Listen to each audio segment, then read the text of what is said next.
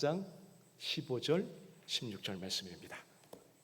에베소서 4장 15절 16절 말씀. 신약성경 314페이지입니다. 신약성경 314페이지. 제가 봉독해 올리겠습니다.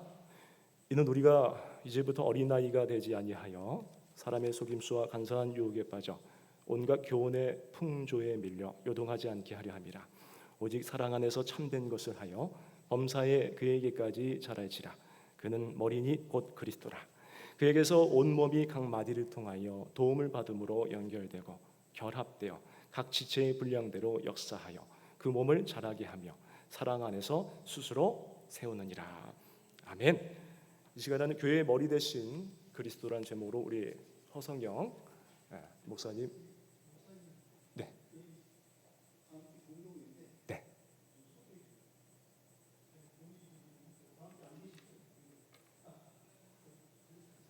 네. 네. 올라오시죠. 그러면 뭐 전달 장로님이 전하신 것 같으니까요. 전 내려가겠습니다.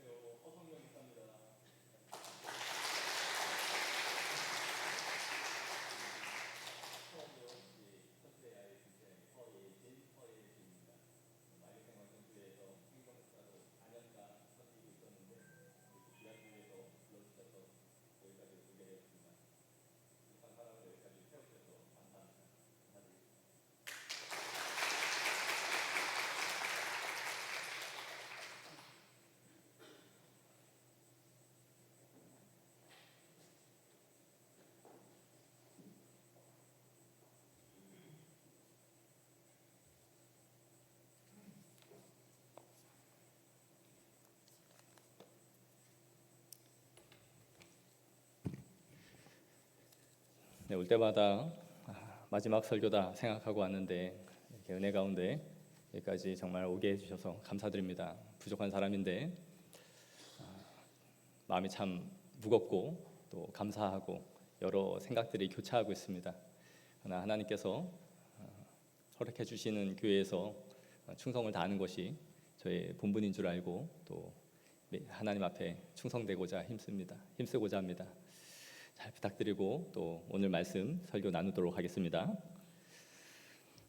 우리는 모두 이 하나님을 영접하고 신앙생활을 이렇게 시작하게 되면 이 교회라는 울타리 안에서 신앙생활을 하게 됩니다. 좋으나 싫으나 이 교회를 벗어날 수 없는 것이 이 신앙인들의 운명이라 할 수 있겠죠.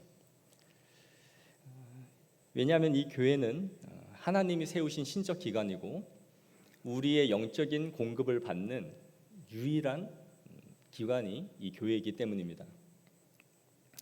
그래서 이 카르타고의 교부였고 순교자였던 유스틴 키프리아누스는 이런 말을 했는데요. 교회를 어머니라 부르지 않는 자는 하나님을 아버지라 부를 수 없다. 내가 하나님을 아버지라고 고백한다면 교회를 어머니라 부를 수 있어야 된다라는 의미입니다. 이 말을 들으면 어떤 느낌이 드십니까? 아, 맞아. 교회는 어머니의 품처럼 참 따뜻하고 교회를 생각하면 무언가 내 마음을 안식처와 같은 느낌이 들어 하는 생각이 드십니까? 아니면 그런 어머니가 어디 있어? 그 어머니는 시어머니야?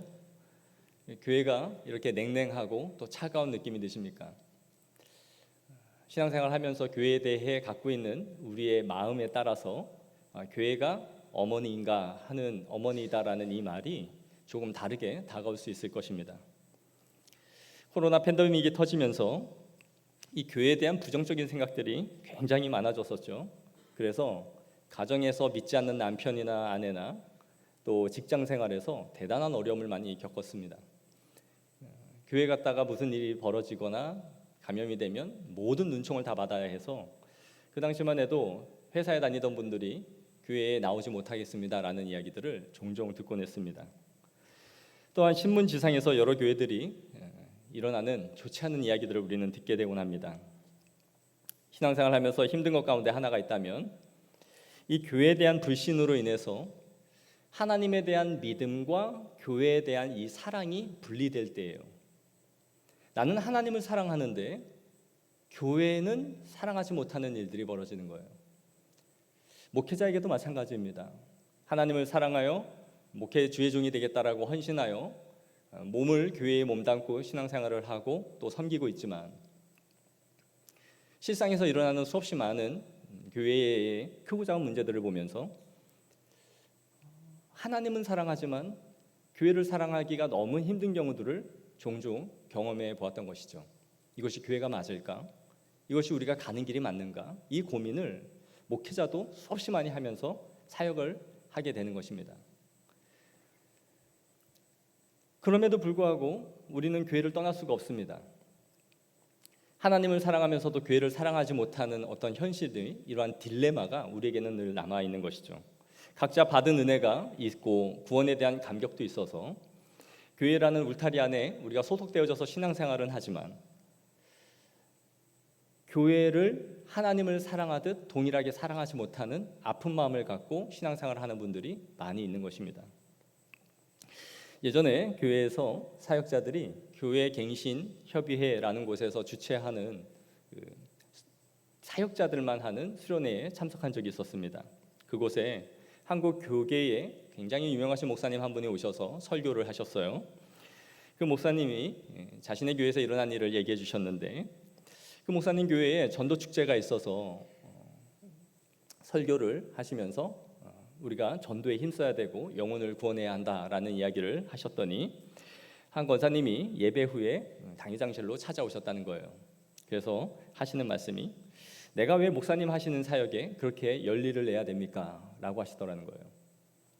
목사님이 너무 당황스러워서, 아니 권사님, 이게 왜 제 사역입니까?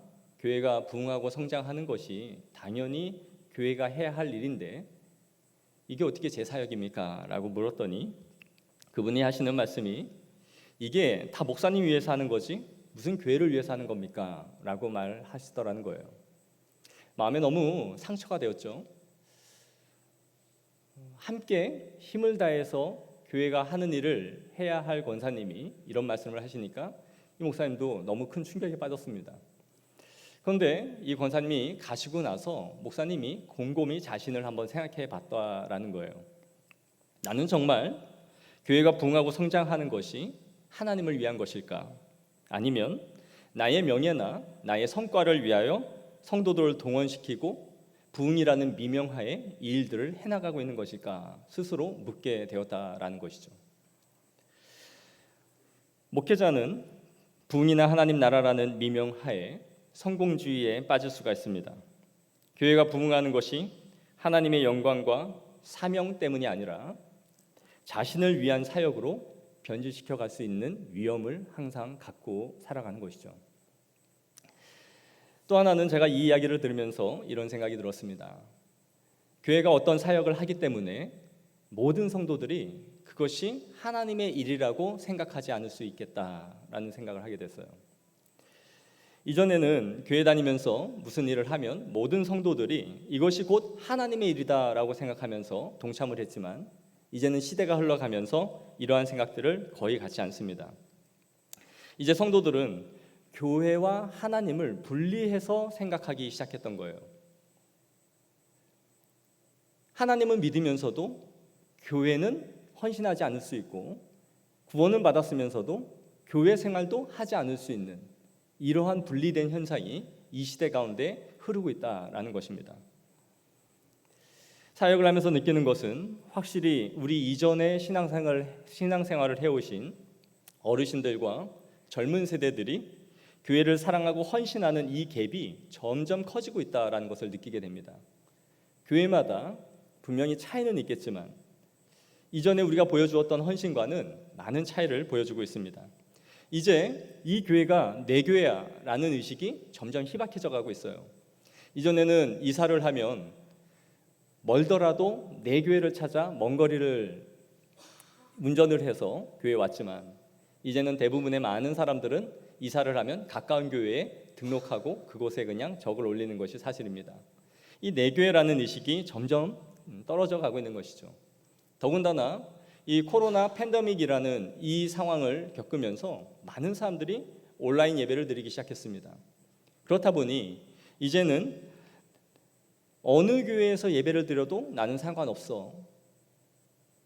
예배만 집에서 영상으로 드리면 된다라는 의식들을 점점 팽배해져 버린 것이죠. 이제 성도들은 내가 교회를 위하여 무엇을 할 수 있을 것인가 이것을 생각하기보다는 이 교회가 나를 위해서 뭘 해줄 수 있는가를 생각하는 시대가 되어버린 것입니다.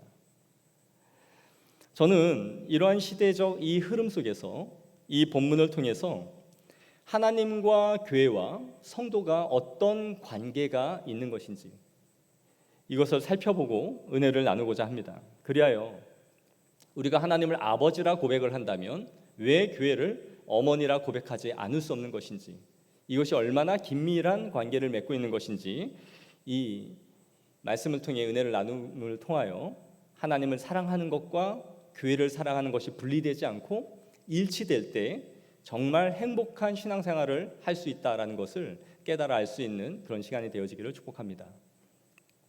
이 에베소서는 교회론을 가장 잘 보여주는 서신이라 할 수 있는데요. 바울은 오늘 15절 하반절에 이렇게 말하고 있습니다. 그는 머리이니 곧 그리스도라. 우리가 잘 알고 있는 말씀이죠. 교회의 머리는 그리스도요, 교회는 그의 몸이라. 이 머리됨과 몸됨을 잘 말해주고 있는 것입니다. 그리스도가 교회의 머리라는 것은 무슨 의미입니까? 그리스도가 교회를 통치하고 계시다라는 것을 의미하는 거예요. 머리라고 말하는 것은 하나님은 이 교회에 대하여 지대한 관심을 갖고 계시고 그렇게 모든 교회들을 통치해 나가십니다. 이것을 얼마나 자세히 보여주고 있느냐면 요한계시록 2장 1절에 이렇게 말씀해요. 에베소 교회의 사자에게 편지하라. 오른손에 있는 7별을 붙잡고 7 금촛대 사이를 거니시는 이가 이르시되. 여기서 오른손은 권능을 의미합니다. 그리고 7 금촛대는 7 교회, 소아시아 7 교회를 말해주는 것이죠.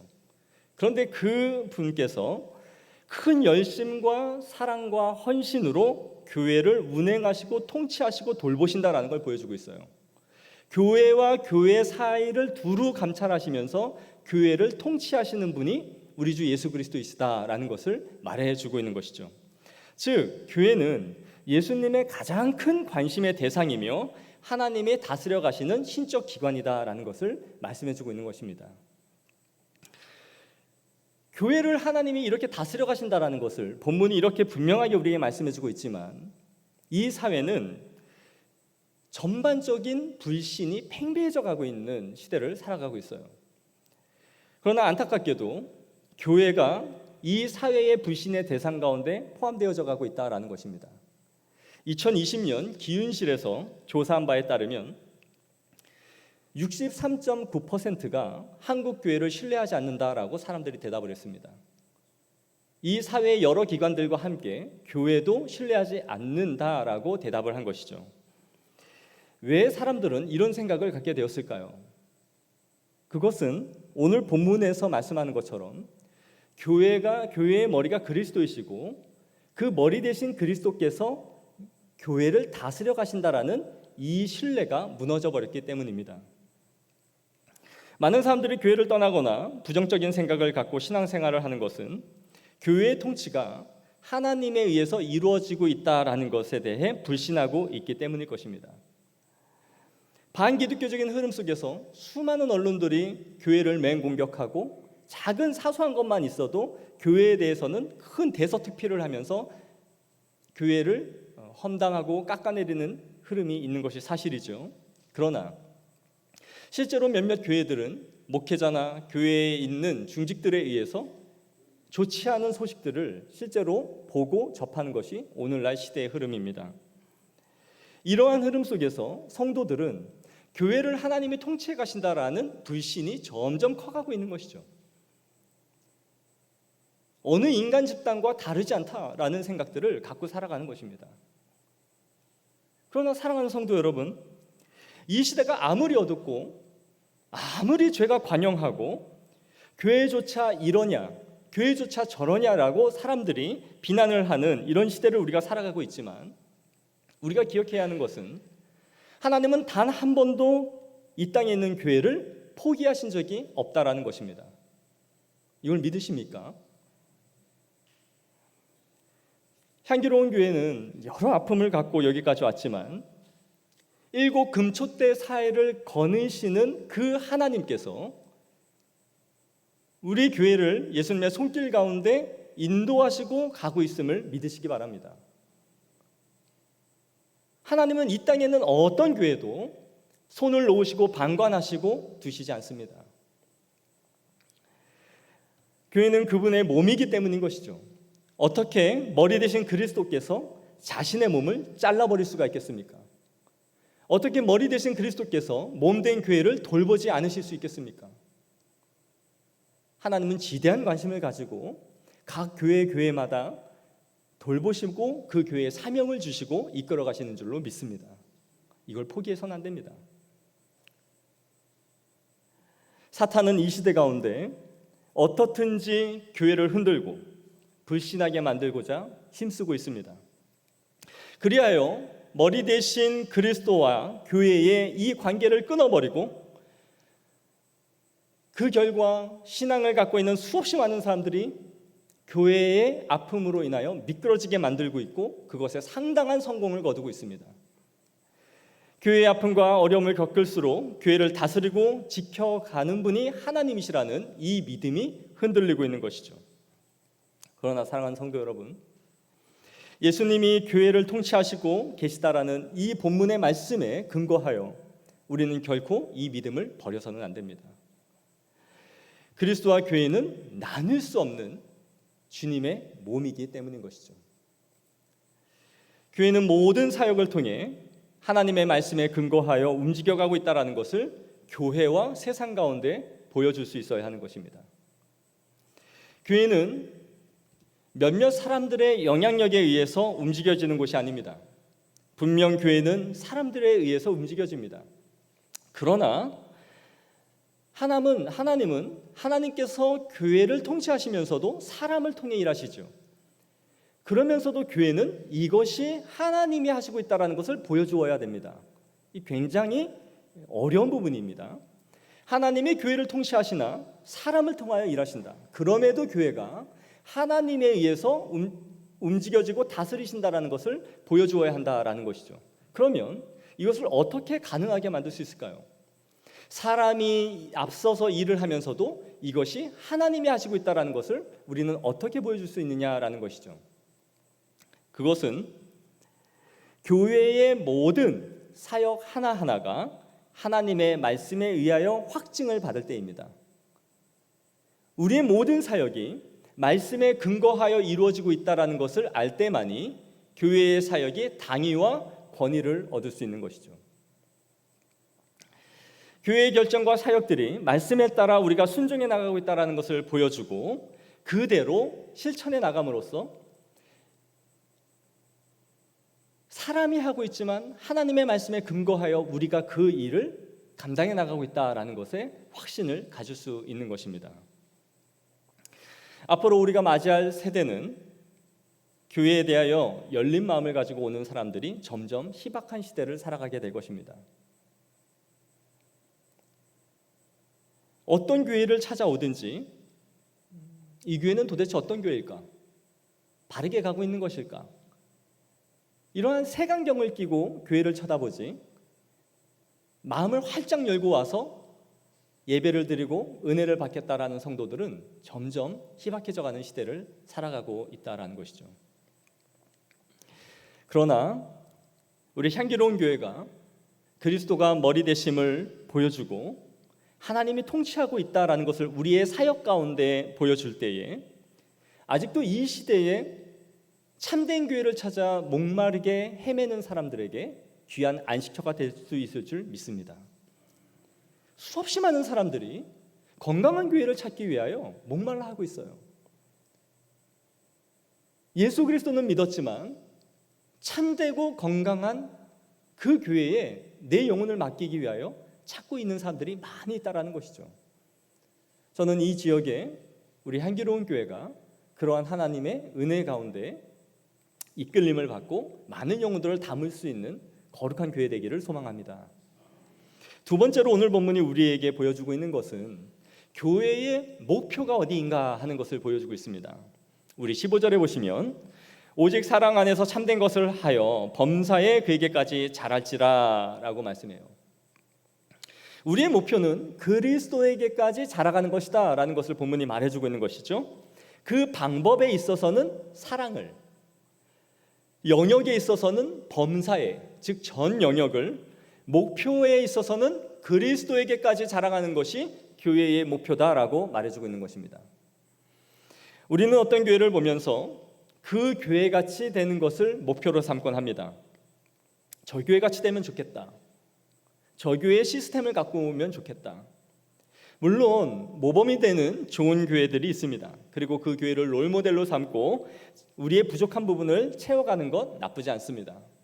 분명히 교회가 그렇게 해야 할 부분이 있습니다. 그러나 단순히 교회가 어떤 특정한 시스템과 교회의 건물의 형태나 누군가의 리더십을 가지고 그것을 이식한다고 하여 건강한 교회가 되는 것은 아닙니다.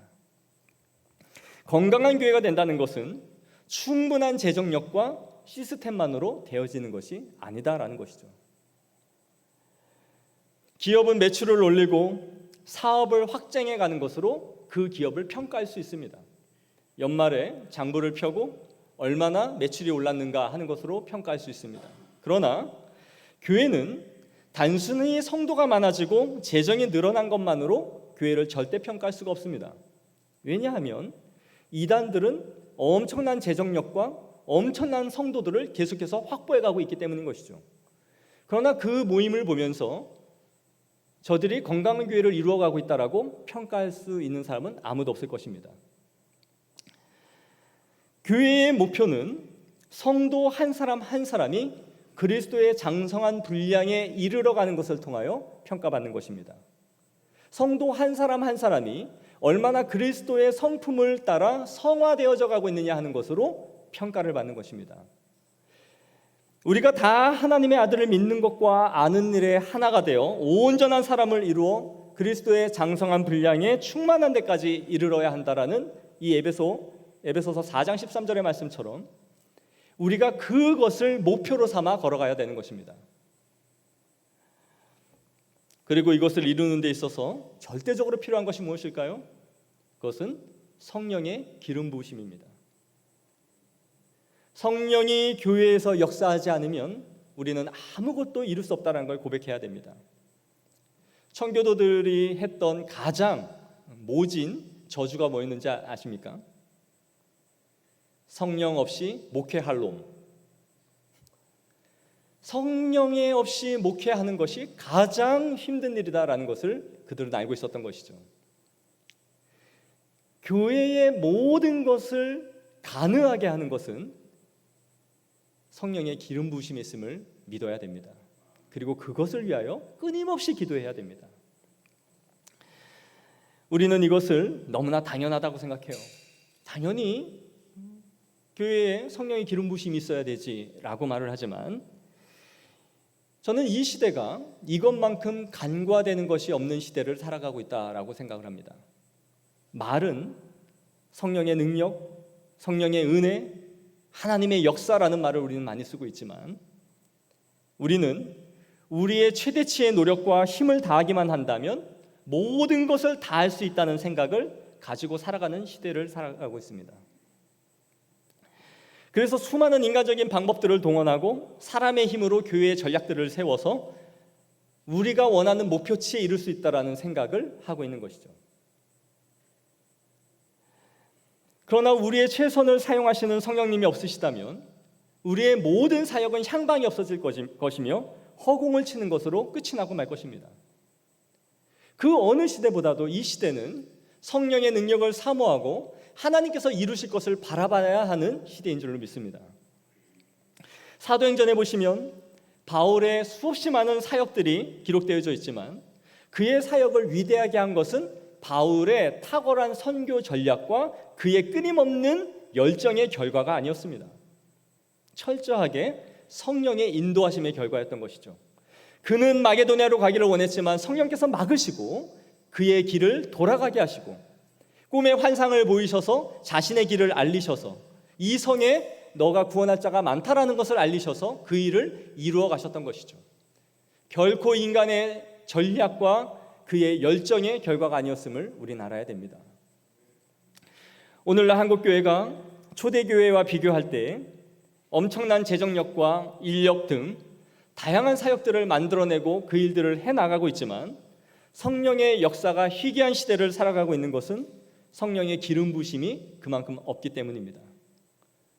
우리는 초대교회와 비교할 때에 훨씬 더 많은 인력과 재정을 갖고 있습니다. 그리고 다양한 사역들을 하고 있죠. 그러나 영혼들이 변화되고 깨뜨려져서 하나님의 사람으로 세워져 가는 것을 보는 것은 정말 희귀한 시대를 살아가고 있는 것입니다. 사랑하는 성도 여러분, 우리의 비전은 어느 교회도 추종을 불허할 만한 사역들을 만들어내는 데 있지 않습니다. 교회는 어느 교회와도 경쟁하지 않습니다. 교회는 기업이 많은 고객들을 유치하기 위하여 끌어들이듯 하듯 성도몰이를 하는 것이 아닙니다. 이쪽 교회에 있는 성도를 우리 쪽으로 몰아가는 것이 교회의 본질이 아닙니다.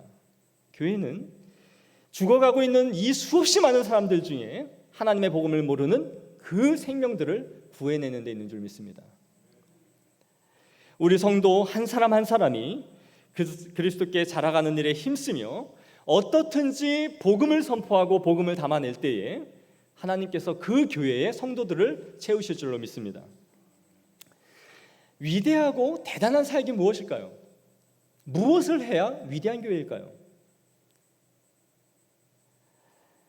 저는 지극히 평범한 사역이 주님의 손에 붙들릴 때에 위대한 사역들을 이루어낼 수 있다고 생각합니다. 우리의 지극히 평범한 이 주일의 예배가 주님의 손에 붙들릴 때에 영혼이 살아나는 역사가 일어나는 것입니다. 우리의 지극히 평범한 사역이 주님의 손에 붙들려 쓰임받을 때에 위대한 사역들이 일어나는 것입니다. 우리가 무언가를 동원해내서 위대하고 큰 것들을 창출해내는 것이 아니라 말씀과 기도로 교회가 거룩해져 가는 것입니다.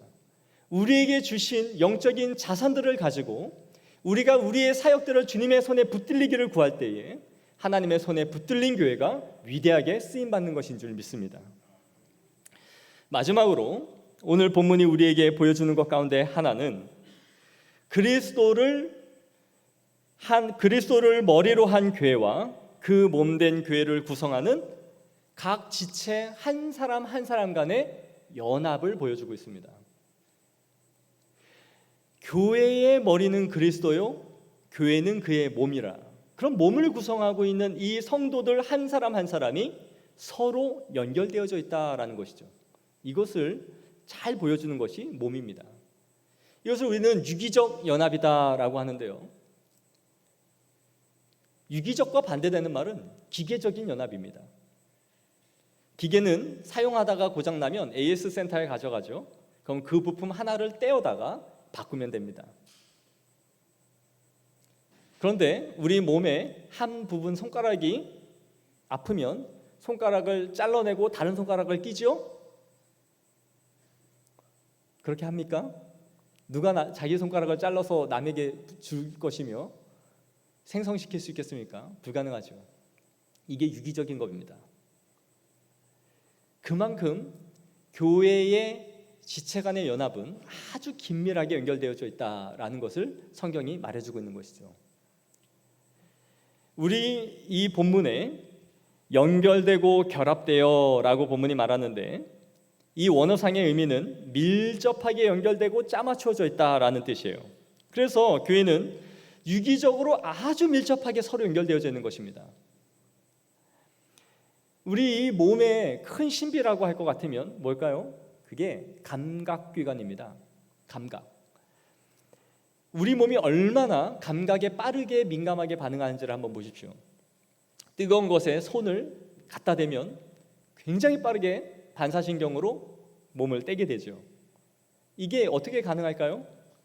우리 몸에는 1000억 개의 뉴런들이 있어서 그것이 세포에서 세포로 연결을 시켜서 전달시키는 거예요. 이 1000억 개의 세포가 어떤 것에 닿았을 때 그것이 좋은 것인지 나쁜 것인지를 감각하고 뇌에게 판단을 빨리 내리게 하는 것이죠. 그것이 뇌에게까지 전달되는 데 있어서 순식간에 이루어지는 것입니다. 그러나 우리의 몸에 노화가 일어나기 시작하면 가장 먼저 떨어지는 것이 뭡니까? 감각기관이죠. 그래서 귀의 감각이 떨어지고 손의 감각이 무뎌져요. 그러면 사고에 많이 노출이 되는 거죠. 감각기관이 느려지기 때문에 내 몸을 빠르게 움직이지 못하는 것입니다. 그렇다면 우리의 몸을 유기적인 몸이다, 교회를 유기적인 몸이라 했을 때 우리의 몸이 교회다, 그리스도의 몸이다라고 했을 때 이걸 한번 생각해 보십시오. 교회 지체 간에 유기적으로 연결되어져 있다는 것은 서로 감각 세포들이 살아 있어서 누군가의 아픔과 슬픔과 기쁨이 빠르게 공유된다라는 것입니다. 어떤 성도가 무슨 일이 일어나거나 그럴 때 하나하나의 세포가 빠르게 그것을 공유하고 함께 기뻐하고 함께 우는 공동체가 되는 것, 그것이 건강한 세포를 갖고 있는 교회인 것이죠. 반대로 노화가 되면 감각기관이 무뎌져서 그것을 빠르게 반응하지 못하듯 교회가 노화되고 침체되어져 있다는 것은 누군가의 아픔이나 기쁨이 서로에게 공유가 되지 않는 것입니다. 각자 신앙생활을 하고 각자 아파하고 서로 기도 제목을 나누지 않는, 그래서 공유가 되지 않는 교회가 만들어지는 것이죠. 저는 우리 향기로운 교회가 서로 이러한 유기적인 연합이 된 정말 건강한 교회가 되어지기를 소망합니다. 오늘 본문에서 말씀하는 것처럼 온 몸이 각 마디를 통하여 도움을 받음으로 서로 연결되고 결합되어 이러한 감각이 서로에게 전달되는 곳임을 말해주고 있는 것이죠. 또한 그래서 각 지체의 분량대로 역사하여 그 몸을 자라게 한다. 서로 상호작용을 함을 통하여 성도의 신앙이 자라간다라는 것을 보여주는 것입니다. 말씀을 맺겠습니다. 우리 향기로운 교회 성도 여러분, 저는 우리 이 교회가 구석구석마다 그리스도의 통치가 미치는 교회가 되어지기를 소망합니다. 교회가 나아가는 방향과 목표가 정말 말씀에 근거하여 가고 있구나, 성경에 입각하여 가고 있구나, 그것을 교회와 세상에 보여줄 수 있는 그런 교회 되어지기를 소망합니다. 그리고 우리의 목표치가 어느 교회만큼 성공하는 것, 어느 교회만큼 성장하는 것을 목표로 삼는 것이 아니라 우리 성도 각자 한 사람 한 사람이 하나님과의 관계 속에서 예수 그리스도에게 이르기를 소망하고 자라가기를 원하는 성도 되어지기를 소망합니다. 그리고 마지막으로 말씀하는 것처럼 서로 연결되어져서 사랑과 교제를 나눌 수 있는, 서로의 안부가 궁금하고 서로가 누군가가 안 오면 연락해보고 싶고, 그래서 우리의 모임이 항상 애틋하고 목회자와 성도와 성도가, 교역자와 목회자가 항상 즐거움을 유지할 수 있는 그런 교회로 하나님께서 복 내려주기를 축복합니다. 기도하겠습니다. 하나님 아버지, 감사합니다. 오늘 이 말씀을 우리가 기억하면서 교회가 어떤 것인지, 또 교회를 통하여 주님께서 주시고자 하시는 관계가 무엇인지, 복이 무엇인지를 우리가 상고해 보았습니다. 우리 마음 가운데 심겨진 그 말씀이 있다면 우리의 마음 안에서 깊이 뿌리 내리고 30배, 60배, 100배의 결실을 맺게 하여 주옵소서. 교회의 모든 청빙 절차 가운데 성령의 기름을 부어주시고 주님과 마음이 합한 사람을 세우사 하나님을 영화롭게 하고 교회와 성도들에게 유익함이 있는